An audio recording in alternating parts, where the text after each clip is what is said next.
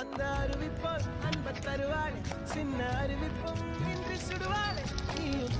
தும்பிடி ஆயுசு நூறாக என்னுயிர் உன்னோட பத்திர சொத்தாக என் பார்வை உன்னோடு உன் பொம்மை கண்ணோடு பேசாமல் விண்ணோடு